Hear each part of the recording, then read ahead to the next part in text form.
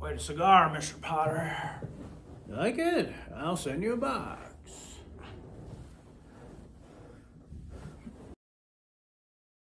I suppose I'll find out sooner or later, but what is it exactly you want to talk to me about? George, now that's just what I like so much about you. George, I'm an old man and most people hate me, but I don't like them either, so that makes it all even. You know just as well as I do that I run practically everything in this town but the Bailey building and loan. You know also that for a number of years I've been trying to get control of it, or kill it, but I haven't been able to do it. You have been stopping me. In fact, you have beaten me, George, and as anyone in this county can tell you, that takes some doing. Take during the Depression, for instance. You and I were the only ones that kept our heads. You saved the building and loan, and I saved all the rest.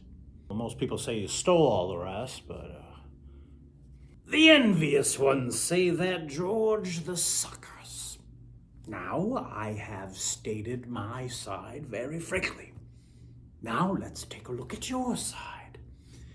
Young man, 27, 28, married, making, say, 40 a week. 45. 45. Out of which, after supporting your mother and paying your bills, you're able to keep, say, 10, if you skimp. A child or two comes along and you won't even be able to save the 10.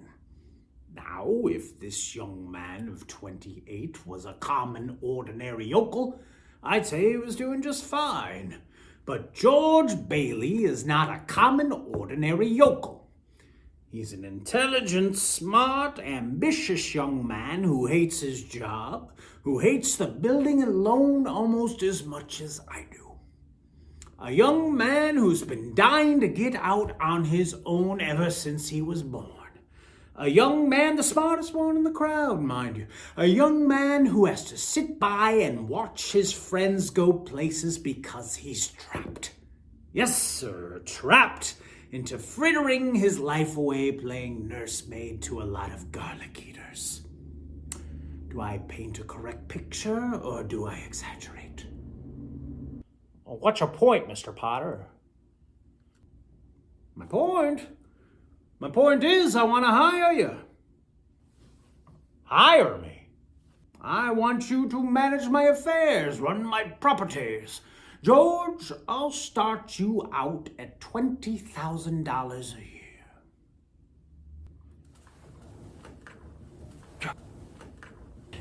$20,000 a year? You wouldn't mind living in the nicest house in town, buying your wife a lot of fine clothes, a couple of business trips to New York a year, maybe once in a while to Europe. You wouldn't mind that, would you, George? Would I? You're not talking to somebody else around here, are you? Remember me? It's me, George Bailey. Oh, yes, George Bailey, whose ship has just come in. Provided he has brains enough to climb aboard. What about the building and loan? Oh, confounded man! Are you afraid of success? I'm offering you a 3-year contract at $20,000 a year starting today. Is it a deal or isn't it? Mr. Potter, I know I ought to jump at the chance, but I thought maybe you could give me 24 hours to think it over. Sure. You go on home and talk about it to your wife. I'd like to do that. In the meantime, I'll draw up the papers. All right, sir. Okay, George? Okay, Mr. Potter.